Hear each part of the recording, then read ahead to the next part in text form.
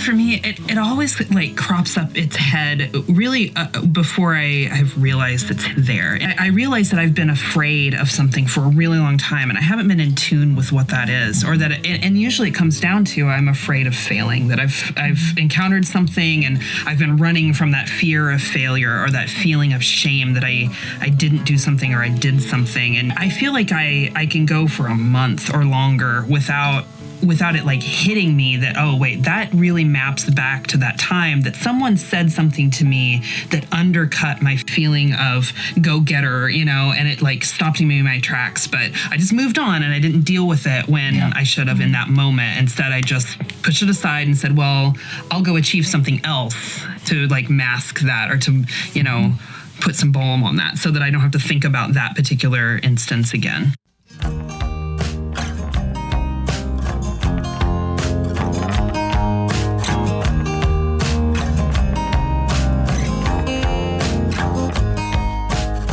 To the Story Enneagram Podcast. I'm Jim Gum, and I'm an Enneagram teacher and coach living in Kansas City. Today, we're going to consider what Julie, whom you heard in the opening, was so concerned about. A single negative comment could expose her fear of failure. It didn't lead her to slow down and consider where these feelings might be coming from. Instead, she felt compelled to put them aside and go achieve something else. Has this ever happened to you? Maybe you experienced some negative feedback or disapproval, and it just lingered with you. Julie's natural impulse to go achieve something else without attending to her emotions can eventually lead to feelings of burnout, dissatisfaction. When people describe burnout, they usually focus on the number of roles they fulfill, the length of their to-do list, or my personal favorite, there are just not enough hours in the day. Today, we're going to listen to Type 3s in conversation and how their natural ability to get stuff done can be both an asset and a liability. 3s are sometimes called the achiever or the doer. They thrive as project managers. 3s can quickly assess the situation and visualize the best and most efficient way to get the job done. They are like the point guard who moves the ball down the court. They find the best path from point A to point B. Type 3s are really just very good at GSD, getting stuff done. Listen to how Kevin describes this focus.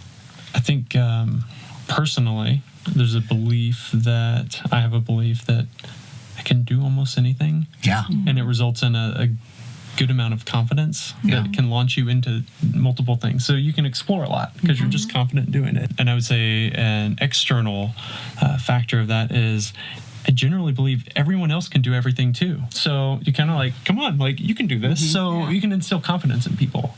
And here's Julie again. I am a task master and a list maker. And so I love the feeling of having a list and crossing those things out. I cross it out with vigor when I've accomplished something really big.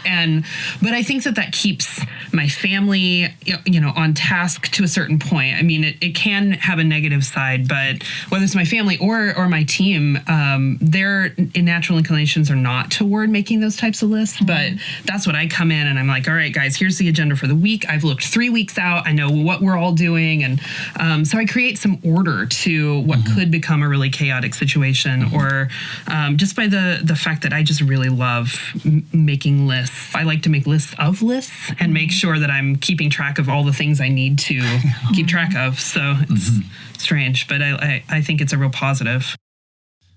Kevin has confidence that no task is beyond his ability. Julie makes lists of lists. I didn't even know that was a thing. Type 3s are the type that wake up with a to-do list. It usually goes unspoken. When everything gets checked off, they feel really good about themselves. Indeed, one telltale sign for Type 3s happens at the end of the day when they review their list. If they got something done that wasn't on their to-do list, they'll just add it and check it off at the very same time. It just feels so good. Listen to how Allie describes how she feels about efficiency. Also, just the word efficiency on the positive and negative side. I have always told everyone that in my next job, I would love to be an efficiency consultant because I really love getting things done. like as quickly and just like, and I'm so good at it. Like it thrills me to get something done. Allie and Kevin continue about their relationship with work. I feel like threes in general, the threes I know, like we work really hard. And like that can tend too far towards workaholism, but in a healthy, with healthy boundaries, it's really thrilling. Like I feel like I'm really present in whatever work may encompass. And it's fun just to like go at it and like really give it your all. And To say I take joy in work. Yeah. And because life involves a lot of labor and work, that's a really good problem to have. yeah. Really just enjoy work. Yeah. And it almost doesn't matter what it is. Yeah. Just like labor. Yeah. Physical labor? Any kind. It doesn't matter. Not unproductive labor. So, there are some jobs that seem more relational, that are just purely relational. Zero appeal to me because it doesn't feel like it is resulting in a product. And it can be intellectual property, that's good. It can be physical property, that's good. But if it's purely relational, I have zero interest and zero energy there.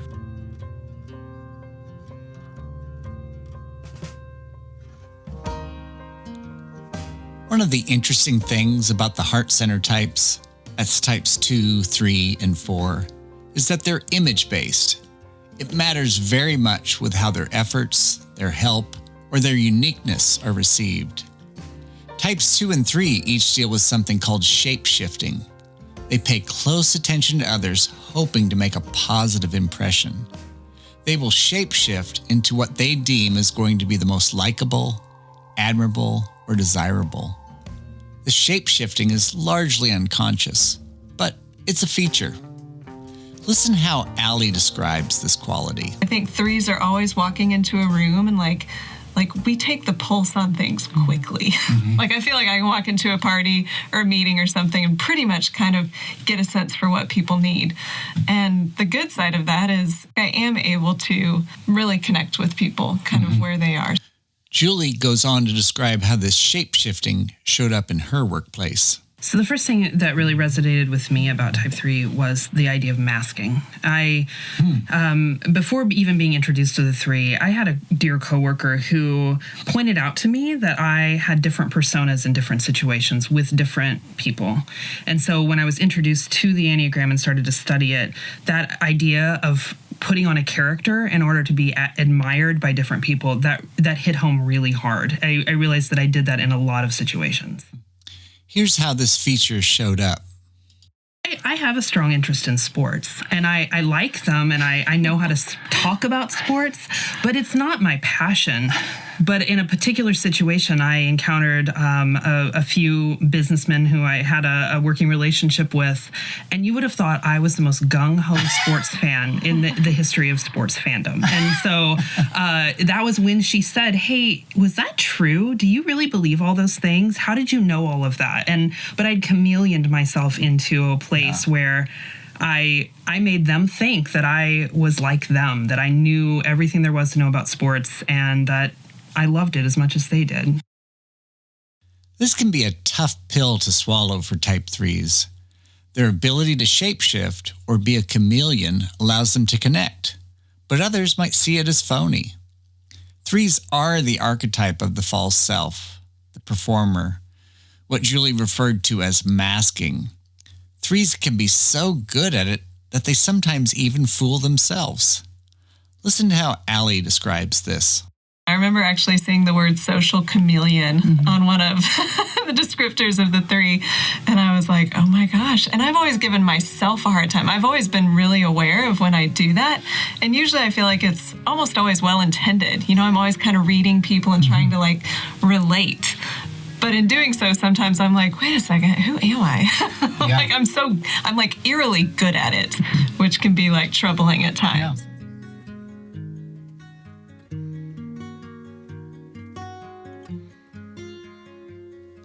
Season 4 of Mad Men opens with an advertising age reporter interviewing the legendary Don Draper. He asks, "Who is Don Draper?" And if you know anything about the series, it's an amazing question that gets to the heart of the mystery behind the image of the man. Type 3s, like Allie, often find themselves asking that fundamental question of identity. Who am I? I have a neighbor that calls me the Energizer Bunny. And for me, a lot of the description about being somewhat tireless and being perceived as tireless by others, that's what really resonated with me. And for me, there's this compulsion to produce, no matter what it is. So going to sleep feels futile. Like I don't like that. Wasteful. Yes. Yeah. So it's kind of this efficiency thing, but there's a downside to it because it can be this compulsion to just always feel like you have to produce in order to exist.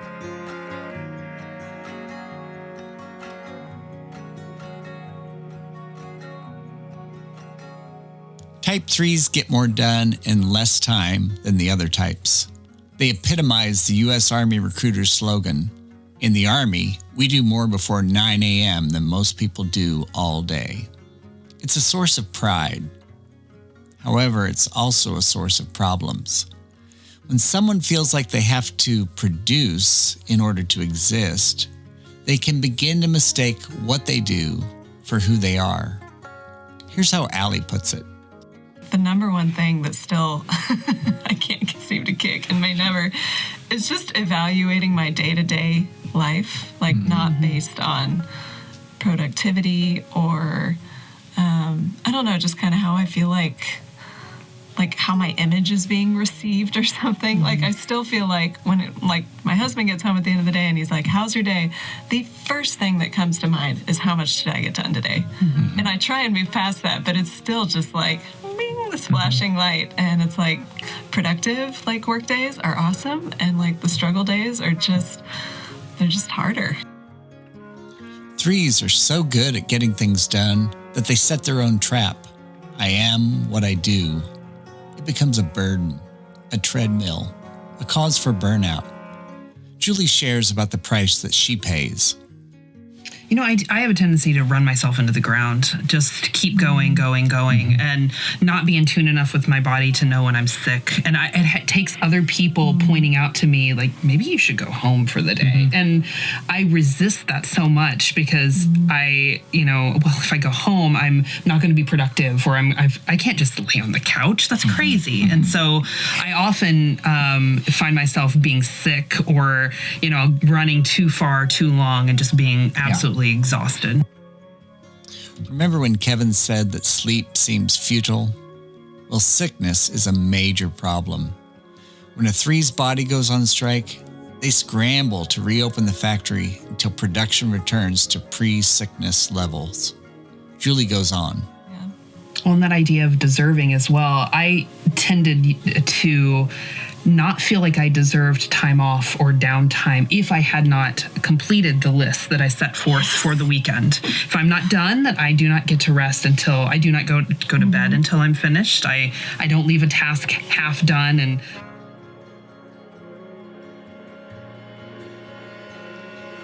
rest or time off is part of the normal rhythm of life. Julie spoke about not deserving or not being worthy of the time off. There's a voice in her head that says, I do not get to rest. I do not go to bed. I do not leave the task undone. She'd become her own worst boss. For type 3s, they've met their enemy. It's themselves. Here's what I believe a 3 needs to hear. Slow down. Feel your feelings. Get some help to finish that task. I should have spent more time at the office was said on someone's deathbed. Never. 3s need to realize that they're valuable not because of what they do, but because of who they are. 3s are worthy before the work, before the accomplishment, before the recognition. When a 3 can let go of living their life for others' approval and get off the treadmill of constant productivity, they can get in touch with their truest self. They realize that there's plenty to like, and there's really no need to prove anything. When a 3 slows down, they discover a depth of feelings and compassion that was always there, but was dormant. When a 3 knows their inherent worth apart from what they do, they'll realize that just being themselves is more satisfying than anything they'll ever accomplish.